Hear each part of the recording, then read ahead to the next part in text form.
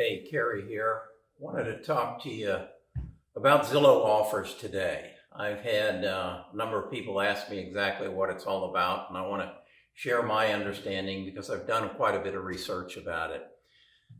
Zillow Offers is being driven by demographics, and I'm going to explain that to you, and by the end of this video, I'm going to give you some right-hand examples of why Zillow Offers is coming at when it is and how it's going to affect the real estate industry. So right after this, we're going to dig into Zillow Offers.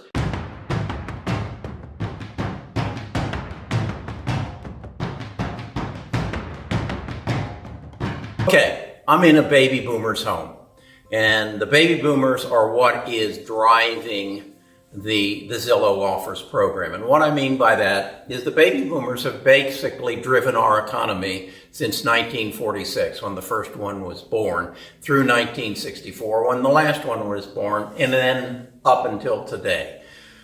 As the largest mass of human bodies move through our economy, they dictate what is going to happen. And what relative to the real estate and the Zillow Offers program, you see it right here. This is a baby boomer's home. This is my home. It was built in the early 1990s, and as you can see, wallpaper was in, and we took big advantage of it. And we haven't taken it down, and we haven't updated to get rid of it. As a result, I live in a probably $650,000 to $675,000 home. And as I age, I'm going to have two choices. One, to sell it and downsize, or two, to age in place.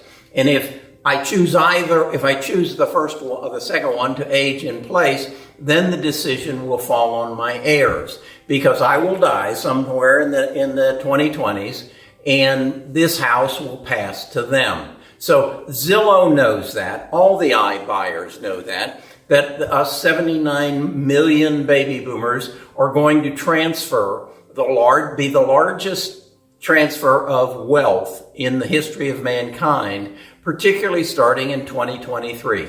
So it's predicted that 60% of all home transactions will take place through iBuyers at that time, and I believe the largest one of those will be Zillow. So let me show you a few other things about. Okay, this is our kitchen. Again, it's basically the same as our kitchen looked in 1989, when I believe we built the house. You'll notice we have wood grain kitchen cabinets, we have Corian countertops, we've got a black refrigerator, we have updated to some stainless steel. But this house, if it's going to sell, those cabinets have to at least be painted. The red has to leave the walls. The countertops need to turn into some form of stone, probably granite. And the sink has to be replaced, as well as the fixtures. So those things have to happen. This is the other side of the kitchen, and that wall needs to come down so that this kitchen transfers right into the family room. With that wall coming down, the family room and the kitchen come together, and that makes this a modern house. With a fireplace, the whole thing, it becomes a win. But it isn't a win the way it is. Now let's go look at the bedroom. I think you can see it's a good-sized bedroom. Very comfortable for my wife and I. But that ceiling, it's a vaulted ceiling, but that color's got to go. If you look down on the floor, you're going to see it's carpeted. The carpet has to go. This needs to become hardwood. So we've got some expense involved. Let's look at the master bath. Okay, here we are in the master bath. Number one, the vanity top's have to go. This faux marble doesn't work. The floor has to become stone. This jetted tub probably needs to come out, and we need to put in a stone shower. That would get rid of the shower over here, and we can expand one of the closets. And, oh, by the way, notice the wallpaper. These are all things that have to be changed if we're going to upgrade the house. So my wife and I are faced with, again, do we do this and spend probably $60,000 to upgrade the house to bring it up to where it might sell for $675,000? Or do we just continue to live here? Well, thus far, we're comfortable. We don't care if it's wallpaper and not gray walls. So we haven't done that. So what's going to happen? Let's talk about that. As I said, we've got the choice of spending the money, updating the house, and moving, or an iBuyer, and let's use Zillow as an example, will come in and say, okay, Kerry and Nita, you have a nice house. It's in an upscale neighborhood. It's got a potential of $675,000, but it needs $75,000 worth of work on it. And that's going to take you probably 6 months to get it done. Is that something you want to take on? And I know our answer is no thanks. I don't think that's something we want to take on. Well, here's your other choice. We'll do the renovations, and the renovations, because we control a group of contractors and we employ them 365 days a year, we can do it for less than you. We give you $600,000 for the house. We'll write you a check. You pack up all your stuff, you move out, and we'll come in to the empty house. We'll paint the walls. Then we will virtually stage the house. That is, we'll take an empty house, and as we're constructing it, we will stage it via virtual. And we will make it look like what it's going to look like when we're done. Okay? And we'll put it on the market, and we believe we'll probably sell it in 90 days. Now, how does that leave Kerry and Nita? Well, Kerry and Nita will walk away with a check for $600,000.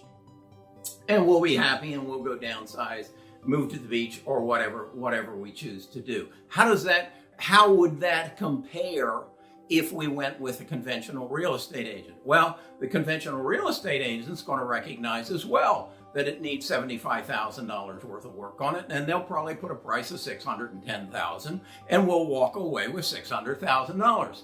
Or maybe we'll walk away with $605,000. So am I willing to risk $5,000 as opposed to not having to deal with all the headaches, not having to deal with the inconvenience, and just taking Zillow's check and leaving? I think that's what we would probably opt to do. Now, how does Zillow come out on that? Well, Zillow is going to sell the house for probably, let's say they buy it for $600,000 and they sell it for $650,000. So they make somewhere around 7% on it. After they put in their cost of doing the renovations, they maybe net 4%. That doesn't sound so good, but let's think that through. If they sell it in 90 days, that's actually multiply that 4 times 4, and you've got a 16% return on your investment. That's pretty good. That's pretty stout. Now, the other thing that Zillow is doing, and all the iBuyers are doing, is they're buying mortgage companies. They're buying title companies. They're becoming closing attorneys. So they're going to pick up probably another $1,000 in closing costs with the title and that sort of stuff. And then they're going to, whoever buys it, they're going to provide let's say it's a $500,000 mortgage. They're going to provide the mortgage. They'll get the origination fee of probably 1%, and then they'll get the 3% when they sell the paper to some investment company. So they'll make another 4% there. So now it was just 4, now it's 8. Now, what I think they're going to also do is they're going to offer the new home buyer a package of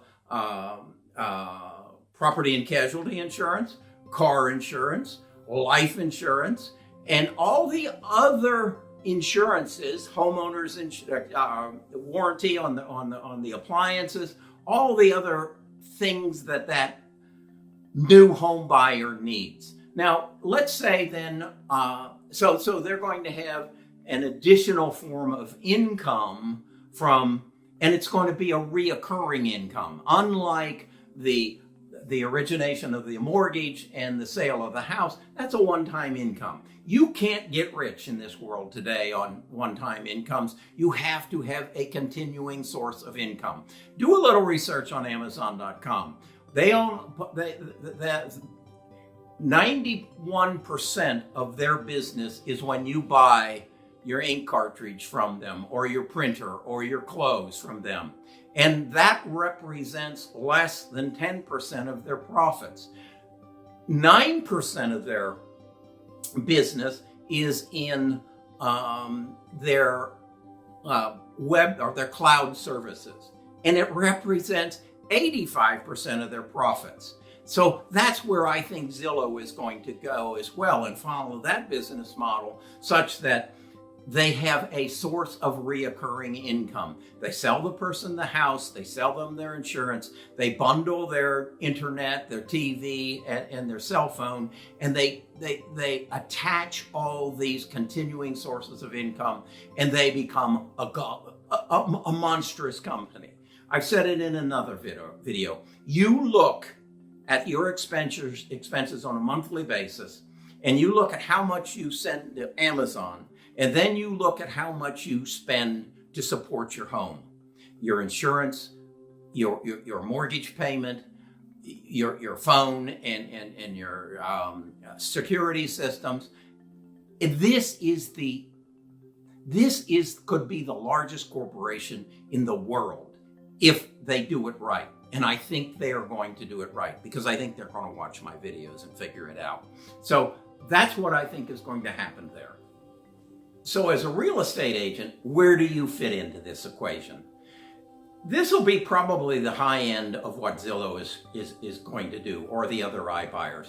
They're going to be more comfortable in the $200,000 to $400,000 homes. They aren't going to have as much at risk, and the updates won't cost as much, and they'll be able to move in and move out much faster.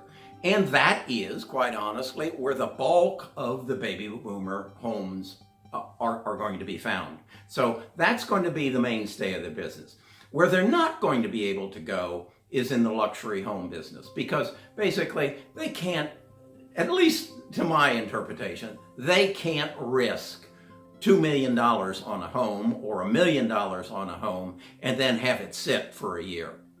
And the essence of it is the baby boomers own 75% of those expensive luxury homes. They own them. They aren't going to have iBuyers come. So they're going to need an agent that understands how to get their home sold. Well, how do you get a $2 million home sold? You need to recognize who's going to buy it. And let me share that with you. The baby boomers built those homes in the early 1990s through probably 2005, basically in their effort to be baby boomers, and that is to show the rest of the world that they had made it, that they have succeeded, and so they went and built the McMansion. They then started their contest of mine is bigger than yours, and we created the multi-McMansions.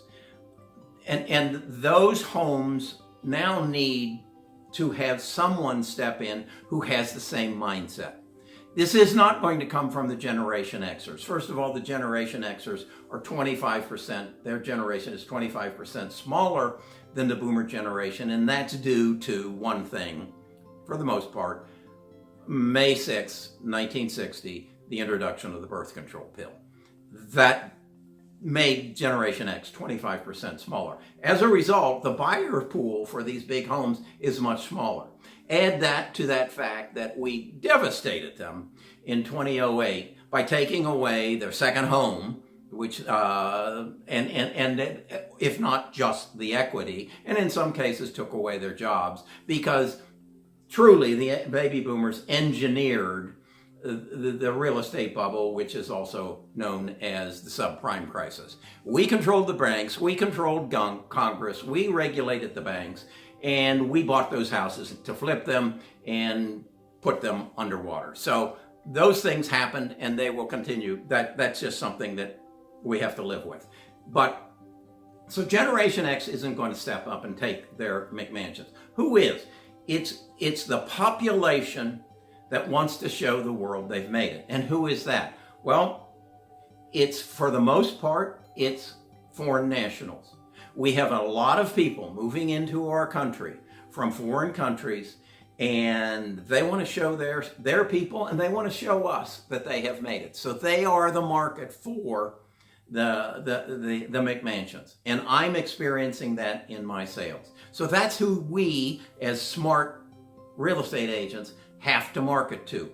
Now, the way you market to them is the same as what I'm doing right here.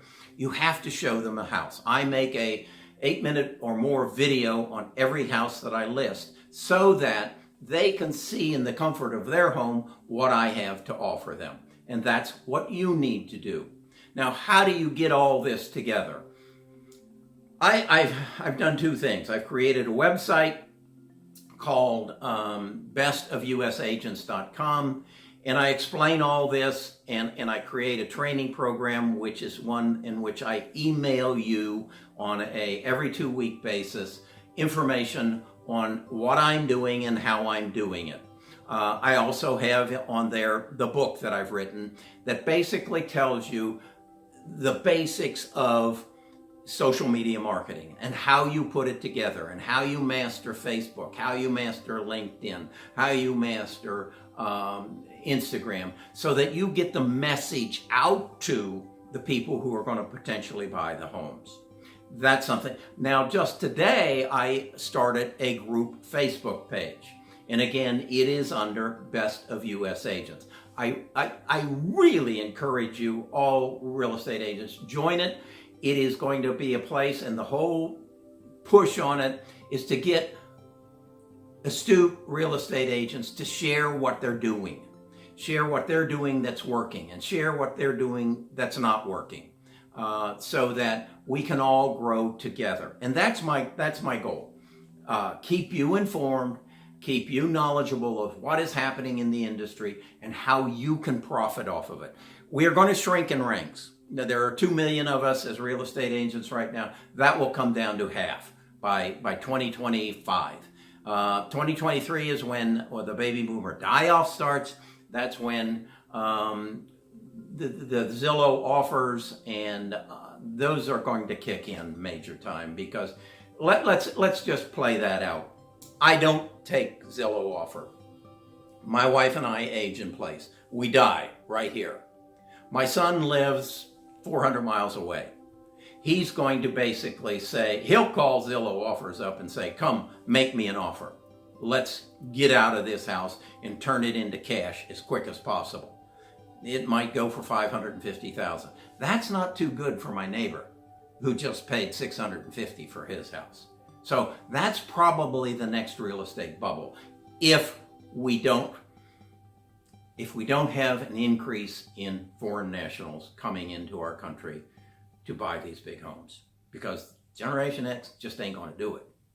And the millennials with their student debt and their different lifestyle, that probably isn't going to do it either. So that's my wisdom for the day. That's my sharing of what I believe Zillow Offers is all about and how you can benefit from it. You need to understand it. You're going to have a competition, and that competition is going to be a big checkbook. So stay with me. bestofusagents.com and Best of US Facebook group, and let's share and let's grow together. Go get them.